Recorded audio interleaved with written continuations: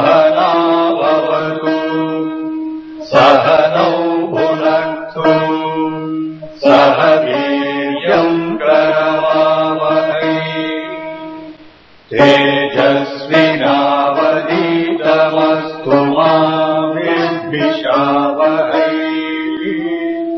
ॐ शान्ति शान्ति शान्ति।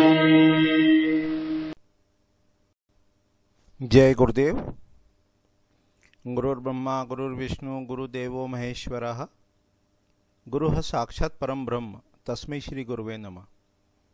अर्चनी वंदनी प्रातः स्मरणी परम पूजनीय गुरुदेव के चरणों में बारंबार वंदन कर आरंभ करते हैं।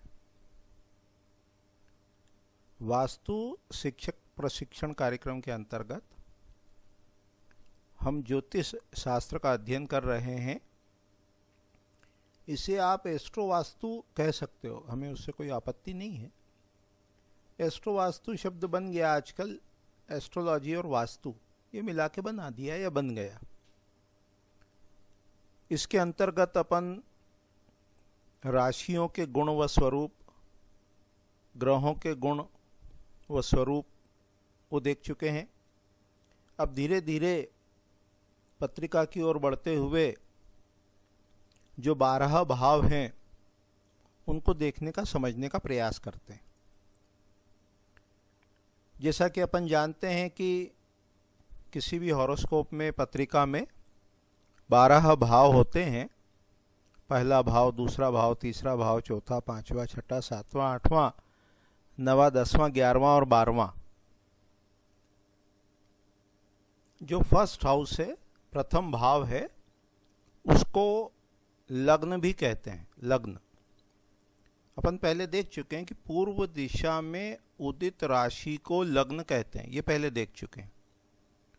तो इस हाउस से, इस घर से, इस भाव से शरीर का रूप, रंग, आकृति, है ना, ऊंचाई आदि उसका ज्ञान होता है। इससे बल का, ताकत का, सामर्थ्य का, आत्मा का, मन का भी विचार करते हैं कि वो कितना स्ट्रांग है, मजबूत है। इसको अपन जब मन की बात कहें, आत्मा की बात कहें, तो संकल्प शक्ति से इसको जोड़ सकते हैं, उसकी सामर्थ्य से जोड़ सकते हैं। और शरीर में जो भी सुख दुख होंगे, शरीर स्वस्थ होगा, अस्वस्थ होगा, रुग्ण रोगी होगा, बीमार होगा, कब होगा, इन सब बातों का विचार प्रथम घर कह लो, हाउस कह लो, भाव कह लो, उससे करते हैं। किसका विचार करते हैं? शरीर के रूप, रंग, आकृति, सामर्थ्य, बल, सुख दुख का। जैसे मान लो इसको अपन घर समझो, घर, हाउस कहते हैं ना, घर समझो। तो इस घर का स्वामी जो भी यहाँ बैठेगा, जो भी राशि होगी, उसका कोई मालिक होता है। राशियों के स्वामी अपन देख चुके हैं। मेष, वृषभ, मिथुन, कर्क, सिंह, कन्या, तुला, वृश्चिक, धनु, मकर, कुंभ, मीन, 12 राशियाँ। और इनके स्वामी मान लो, जैसे अपने को पता है कि मेष का स्वामी है मंगल। अब मान लो यहाँ इस हाउस में, इस घर में 1 नंबर राशि लिखी हो, तो उसका स्वामी हुआ मंगल। तो मंगल यदि शुभ जगह बैठा होगा तो व्यक्ति कैसा होगा? व्यक्ति शारीरिक रूप से स्वस्थ होगा। और फिर इस घर पे किन ग्रहों की दृष्टि है उसको भी अपन देखेंगे। उससे भी उसके शरीर का रूप, रंग, आकृति, व्यवहार का पता लगेगा, स्वभाव का पता लगेगा, है ना। तो ये जो 12 भाव हैं, इनसे किन किन बातों का विचार करते हैं, अभी ये देख रहे हैं। तो प्रथम भाव को तनु भाव कहते हैं। तनु यानी शरीर। तो इससे शरीर का रूप, रंग, आकृति, बल, सामर्थ्य, आत्मा कह लो, उसका विचार करते हैं। स्पष्ट हो रहा है?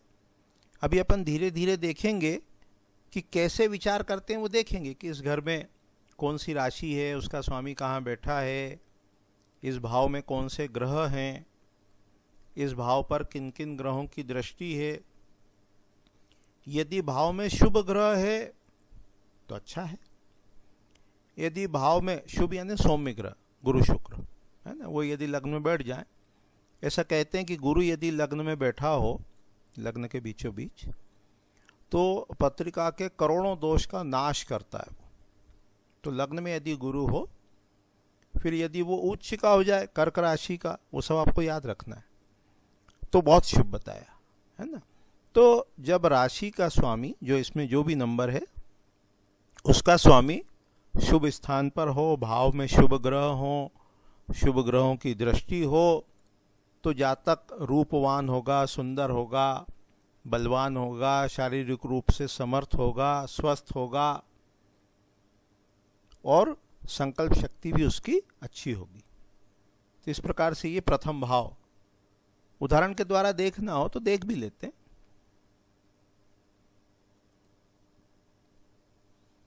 जैसे मान लो यहाँ राशि नंबर 1 है, मेष राशि है। कौन सी राशि है? मेष राशि। और उसका स्वामी शुभ जगह है।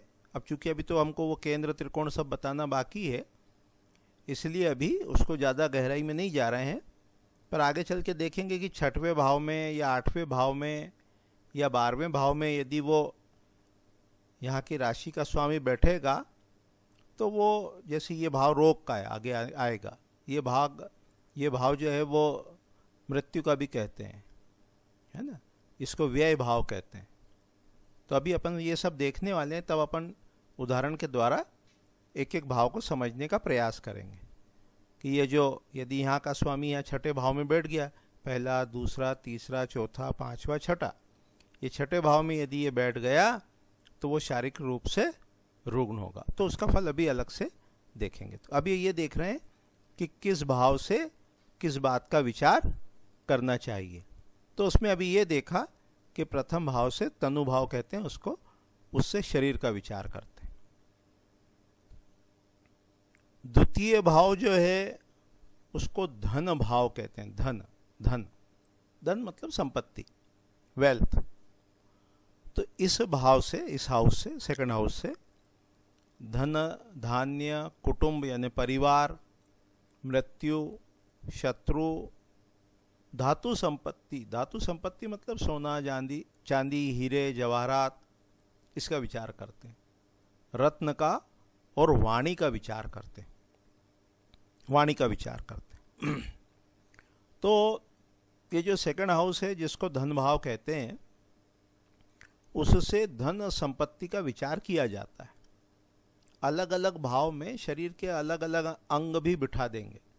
जैसे मान लो प्रथम भाव में मस्तिष्क हो गया, सेकंड हाउस में आँख हो गई, वो आगे विषय की गहराई में चलेंगे तब देखेंगे। अभी एक परिचय ले रहे हैं। तो जो सेकंड हाउस है उससे धन संपत्ति का विचार करते हैं, वेल्थ का विचार करते हैं, कुटुंब का विचार करते हैं, परिवार का विचार करते हैं। परिवार के साथ में रहेगा, अलग रहेगा, कैसी धन संपत्ति, कितनी वेल्थ उसके पास होगी, कब होगी, ये सारा विचार जो है वो सेकंड हाउस से करते हैं। वाणी का विचार करते हैं। वाणी मतलब बोलने में कैसा होगा, कटु बोलेगा, मधुर बोलेगा, हकला के बोलेगा, या धारा प्रवाह बोलेगा, तर्क संकट बोलेगा, या कुछ भी बोलता रहेगा। इतनी ये सब बातों का विचार सेकंड हाउस से करते हैं। धीरे धीरे गहराई में जाएंगे तब बताएंगे कि इसका स्वामी कहाँ बैठा हो तो कैसा फल होता है। इस भाव में यदि मान लो क्रूर ग्रह आ गए तो कैसे वो वाणी उसकी कटु हो जाती है, उसको भी देखने का, समझने का प्रयास करें। अभी भाव और विचारणी विषय, जैसे पहले ग्रहों को देखा था ना कि किस ग्रह से किन बातों का विचार करते हैं, तो अब ये देख रहे हैं कि किस भाव से किस बात का विचार किया जाता है। अभी इतना समझ रहे हैं। अब तीसरे भाव की ओर चलते हैं। तीसरे भाव को पराक्रम भाव या सहज भाव भी कहते हैं। इस भाव से व्यक्ति में कैसा साहस होगा, या वो दुस्साहसी होगा या डरपोक होगा, वो उद्यम कर पाएगा या नहीं कर पाएगा। उद्यम यानी कोई काम को शुरू करना है, किसी प्रोजेक्ट को स्टार्ट करना है, इनिशिएटिव लेना है, लीडिंग कैरेक्टरिस्टिक्स रखना है। तो वो जितना भी उद्यम कह लो, साहस कह लो, पराक्रम कह लो, इसका जो विचार है वो थर्ड हाउस से करते हैं। इसको भातृभाव भी कहते हैं, भाई का भी स्थान बताया है।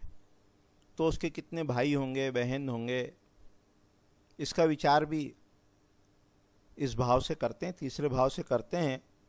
उसकी भाइयों से बनेगी या नहीं बनेगी, उनका सहयोग मिलेगा या नहीं मिलेगा, इसका विचार भी इसी भाव से करते हैं। इसके अतिरिक्त यात्रा है, उपदेश है, माता पिता की मृत्यु है, उसका विचार भी इसी भाव से, तीसरे भाव से किया जाता है। भाई का संबंध मंगल ग्रह से भी है। ये जो ग्रह हैं, सूर्य, चंद्र, मंगल, बुध, गुरु, शुक्र, शनि, इनका संबंध भी सदस्यों से होता है। सूर्य जो है उससे पिता का विचार करते हैं, पिता का। चंद्र जो है उससे माता का विचार किया जाता है। मंगल जो है उससे भाई का विचार करते हैं। बुध से पुत्र पौत्र का विचार करते हैं। गुरु से विद्या का, गुरुजनों का विचार करते हैं। शुक्र से पत्नी का विचार करते हैं।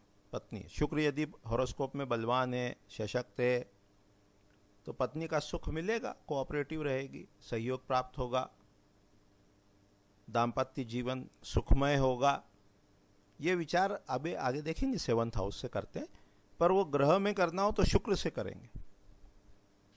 शनि से दास, नौकर चाकर इत्यादि का विचार करते हैं। तो ये जो थर्ड हाउस है, इससे भाई का विचार करते हैं, और मंगल ग्रह से भाई का, भातृ का विचार किया जाता है। स्पष्ट हो रहा है?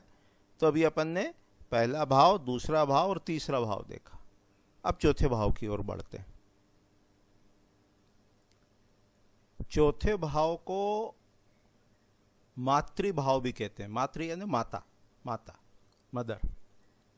इसको सुख भाव भी कहते हैं, सुख, हैप्पीनेस।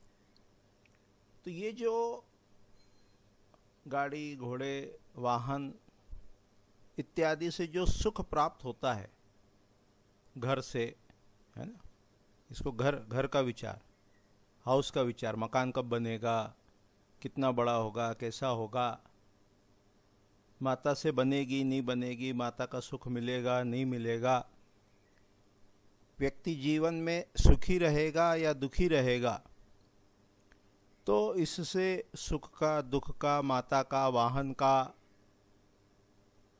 और जो एक तरह से खेत खलियान है, मकान है, घर है, निधि है, इनका विचार भी इसी 4th हाउस से करते हैं।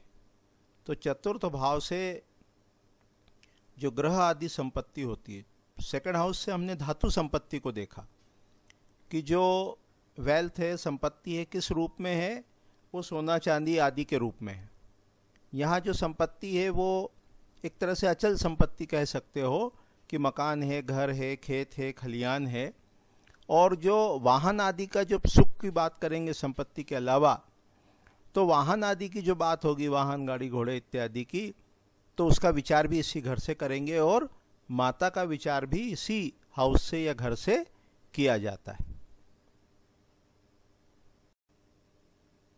5वां भाव जो है, 5th हाउस जो है, उसको विद्या स्थान भी कहते हैं। विद्या स्थान, उसको पुत्र भाव भी कहते हैं।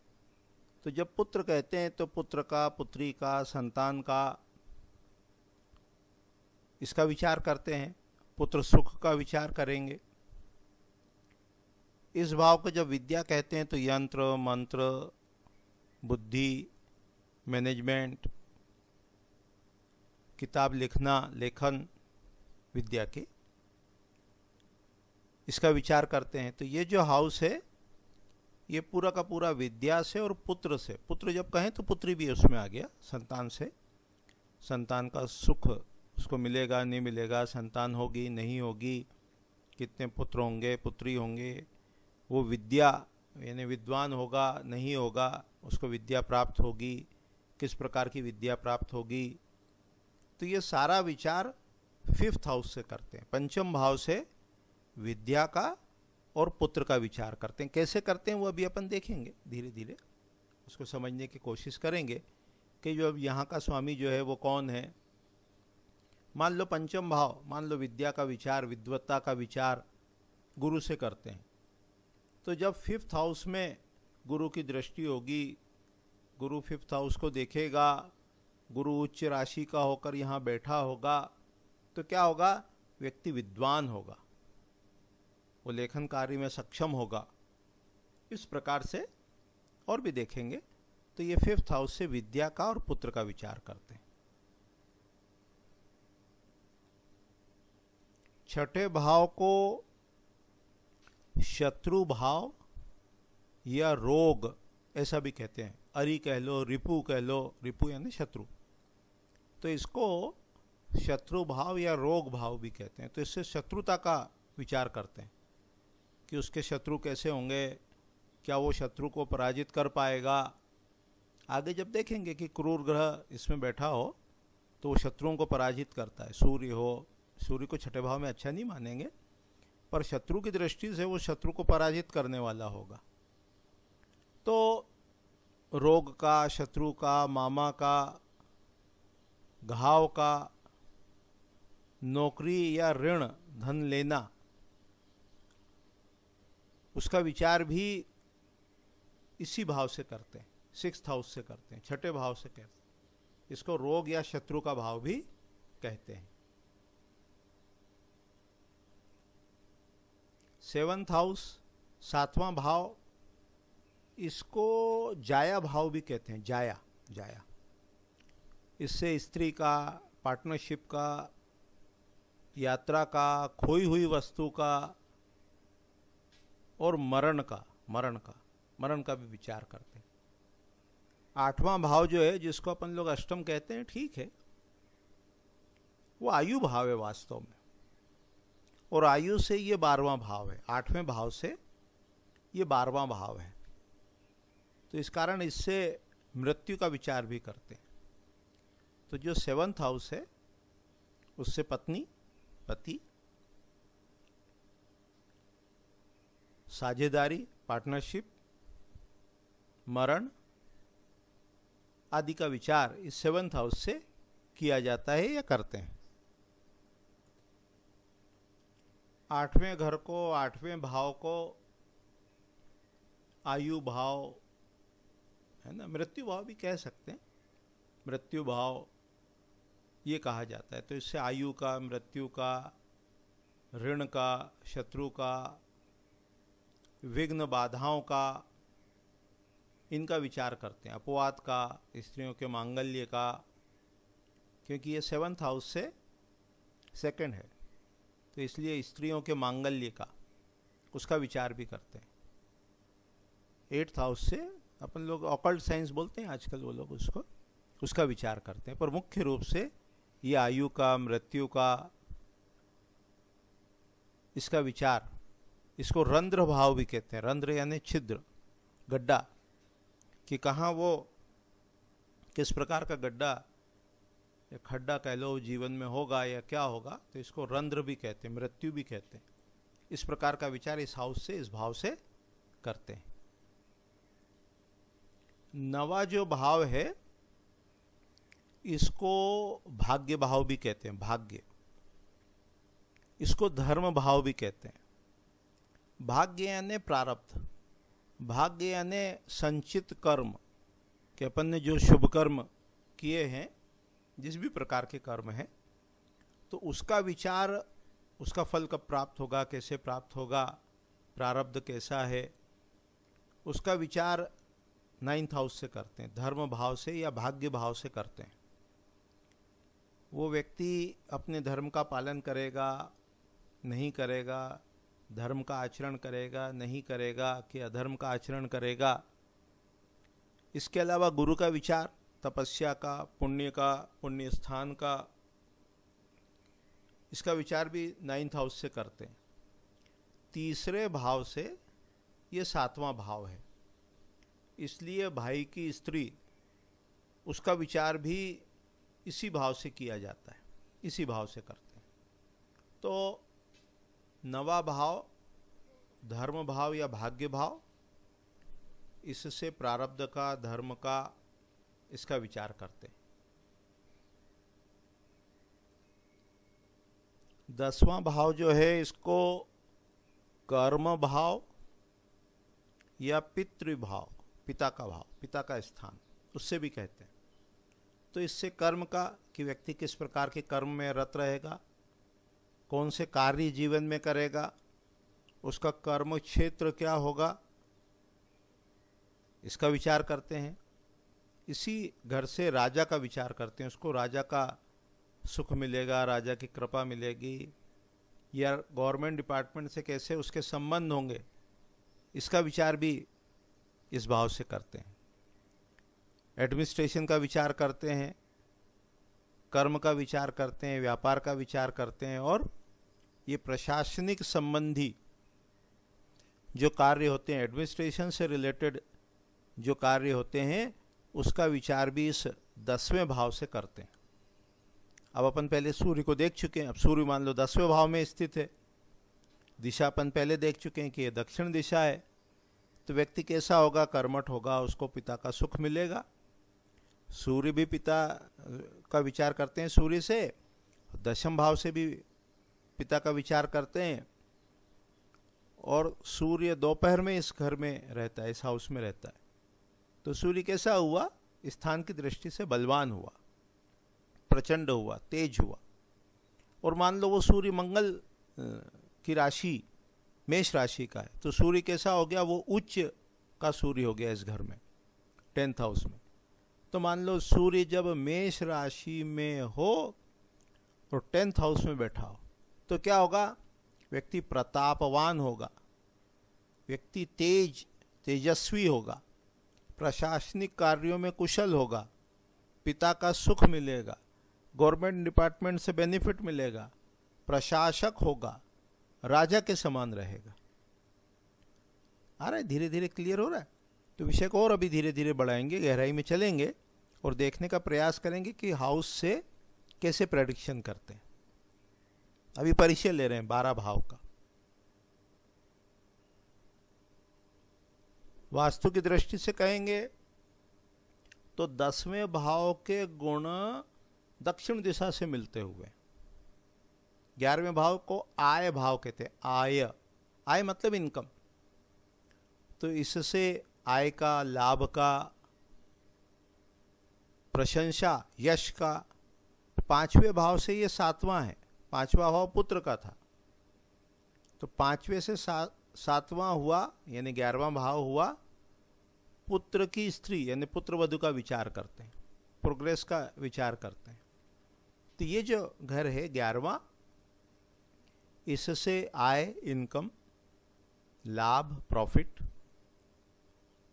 पुत्र वधु, पुत्र की स्त्री, प्रशंसा, यश, कीर्ति, इसका विचार करते हैं।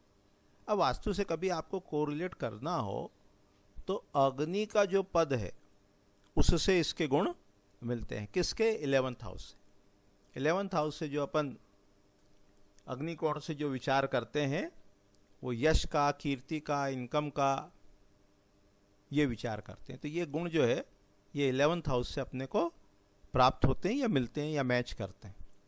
हो रहा है क्लियर धीरे धीरे? फिर अभी 12वां भाव देख के समाप्त करेंगे आज का पाठ अपना। 12वां भाव जो है उससे व्यय का,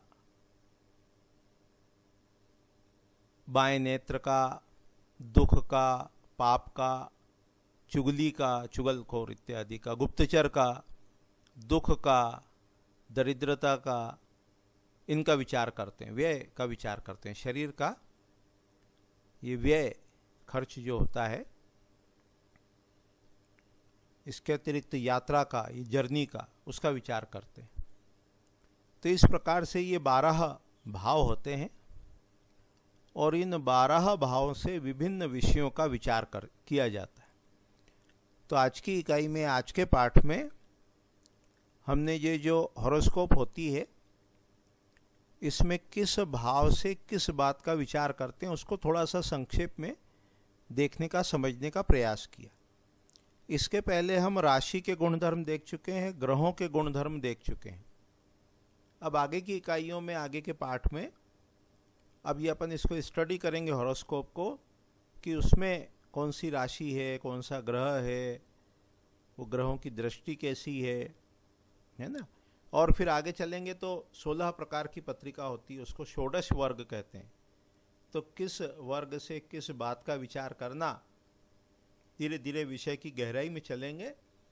और कौन सा फल कब प्राप्त होता है, तो वो कैसे ग्रह की महादशा अंतर्दशा होती है, और उसके अनुसार वो जब जिस ग्रह का समय आता है तब वो ग्रह अपना प्रभाव देने में सक्षम होता है। इन सब बातों का विचार करके विषय की गहराई में धीरे धीरे प्रवेश करेंगे। तो आज की इकाई में, आज के पाठ में अपन ने प्रथम भाव को समझा, तनु भाव, शरीर का विचार करेंगे।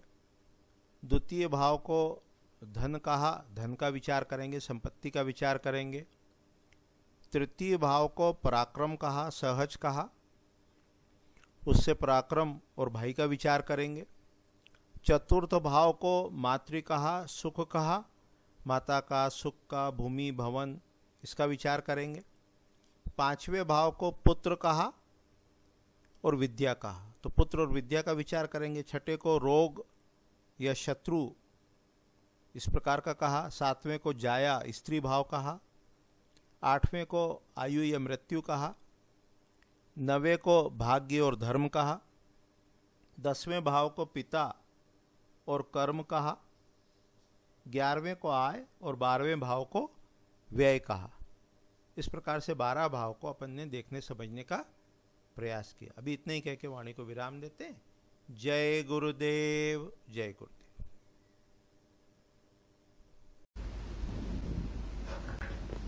ओम शांति।